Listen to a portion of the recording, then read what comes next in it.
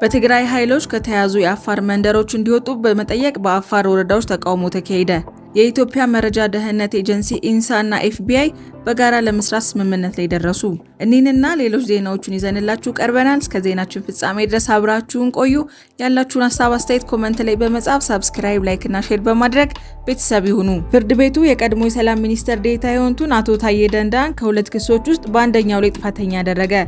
አዲስ አበባ የፌዴራል ከፍተኛ ፍርድ ቤት የልደታ ቅርንጫፍ ችሎት የቀድሞ ሰላም ሚኒስትር ዴኤታ የነበሩትን አቶ ታዬ ደንዳ ከላይ የቀረበባቸውን 3 የወንጀል ክሶች መከላከል ከሁለቱ ነፃ ሲያደርጋቸው ፍቃድ የሌለው የጦር መሳሪያ ይዞ በመገኘት ወንጀል በአንደኛው ጥፋተኛ አድርጓል ሲሉ የህግ ባለሙያው አቶ አበራ ንጉሴ ዛሬ ሮብ ህዳር 3 2018 ዓ.ም ለአዲስ ስታንዳርድ ተናግረዋል። አቶ አበራ እንደገለጹት ፍርድ ቤቱ ታዬን ከመጀመሪያዎቹ ሁለት ክሶች መንግስት እንደ ጠላት በየሰየማቸው ታጣቂዎች ቡድኖች ላይ የሞራልና የቃል ድጋፍ መስጠት እንዲሁም መንግስትን በኃይል ለማውረድ በሚደረጉ ጥረቶች ላይ መርዳት ነፃ አድርጓቸዋል።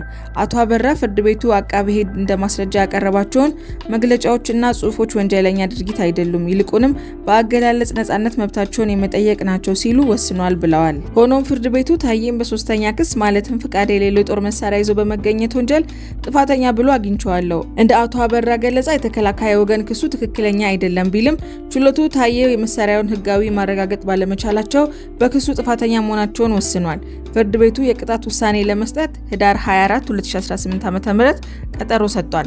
በሰላም ሚኒስቴር የውጭ ጉዳይ ሚኒስቴር ዴኤታ ሆነው ሲያገለግሉ የነበሩት ታዬ ጠቅላይ ሚኒስትር አብይ አህመድ ላይ በይፋ ትችት ካቀረቡ በኋላ ስራቸው ከተሰናበቱ ከአንድ ቀን በኋላ ታህሳስ 2023 ዓ.ም ተይዘው ነበረ። ከዚያን ጊዜ ጀምሮ በእስር ላይ በመቆየት በሽብርና በህገ መንግስታዊ ጉዳዮች በሚመለከተው የፍርድ ቤቱ አንደኛ ወንበር ችሎት ራሳቸውን ሲከላከሉ ቆይተዋል። በነሐሴ 2024 ዓ.ም ይኸው ፍርድ ቤት የማህበራዊ ሚዲያ ጽሁፎችን ጸረ መንግስት ኃይሎችን እንደመደገፍ ሊቆጠሩ ይችላሉ በማለት ከመጀመሪያዎቹ ሁለት ክሶች ነፃ አድርጓቸው ነበረ። ሆኖም የፌዴራል ጠቅላይ ፍርድ ቤት ሰበር ሰሚ ችሎት በታህሳስ 2024 ዓ.ም ያንን ውሳኔ በመሻር ሶስቱንም ክሶች መልሶ በማንሳት ዳግም እንዲታይ ከሷል። የዛሬው ብይን ደግሞ ታዬ ከሁለቱ ክሶች ነፃ መሆናቸውን ዳግም ያረጋገጠ ሲሆን በመሳሪያ ይዞታ ክስ ላይ ግን ጥፋተኛነታቸውን አጽንቷል።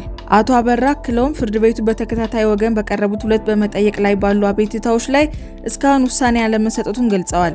አንደኛው በእስር ላይ በነበሩት ጊዜ ታዬ ላይ የደረሱ የመብት ጥሰቶችን የሚዘግብ የኢትዮጵያ ሰብአዊ መብቶች ኮሚሽን ኢሰመኮ ሪፖርት ላይ ተመስርቶ ፍርድ እንዲሰጥ የቀረበ ሲሆን በሌላኛው ደግሞ በቁጥጥር ስር በዋሉበት ጊዜ በጸጥታ ኃይሎች የተወሰዱ 11 የቤት ዕቃዎች እንዲመለሱላቸው የቀረበ ነው። እሳቸው አክለውም ፍርድ ቤቱ ህዳር 11 በተወሰዱት ንብረቶች ላይ ተከታታይ ወገን ባቀረበበት ሌላ አቤቱታ ላይ አስተያየት አለመሰጠቱን ገልጸዋል።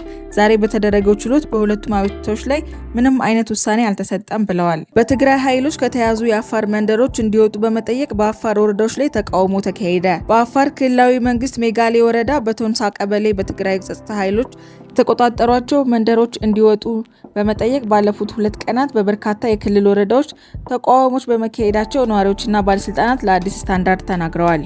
ለደህንነቱ ሲባል ስሙ እንዳይጠቀስ የጠየቀው የቶንሳ ቀበሌ ነዋሪ እንደገለጸው የትግራይ ኃይሎች የወረአ፣ ከንፈቱ፣ ሚልኪ፣ ሚላ፣ ወርቅ አዶያ እና ቄላ ጎባ መንደሮች ተቆጣጥረዋል። ነዋሪው በርካታ ነዋሪዎች ቤታቸውን ለቀው ለመሄድ ተገደዋል ብሎ በአብዛኛው ተፈናቃዮች በቀን በከፍተኛ ፀሐይና በሌሊት ብርድ ምክንያት ከባድ ችግር እንደገጠማቸው ነው ሲል አክሏል። ኤኤፍፒ የጠቀሰው የአፋር ክልል የሚገኘው የሰብአዊ እርዳታ ምንጭ ጥቃቱ መፈጸሙን ያረጋገጠ ሲሆን በአጠቃላይ 18000 የሚጠጉ ሰዎች አብዛኞቹ ሴቶችና ህጻናት እንደተፈናቀሉ አስታውቋል።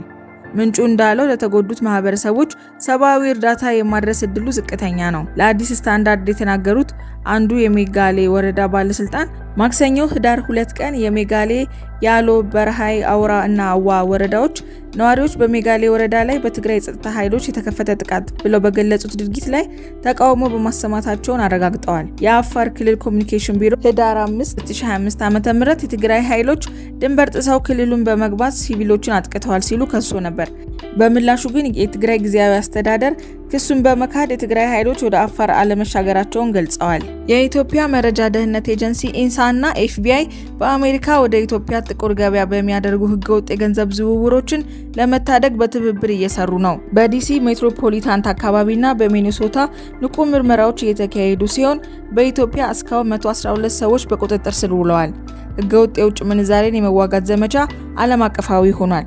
ይህ ትብብር ህገወጥ የገንዘብ ዝውውርን ለመቆጣጠርና የኢትዮጵያን የውጭ ምንዛሬ መረጋጋት ለማስጠበቅ ትልቅ እርምጃ ነው። አድማጭ ተመልካቾቻችን እየተከታተላችሁን ስለሆነ ከልብ እያመሰገንን ያላችሁን ሀሳብ አስተያየት ኮሜንት ላይ በመጻፍ ሰብስክራይብ፣ ላይክ እና ሼር በማድረግ ቤተሰብ ይሁኑ።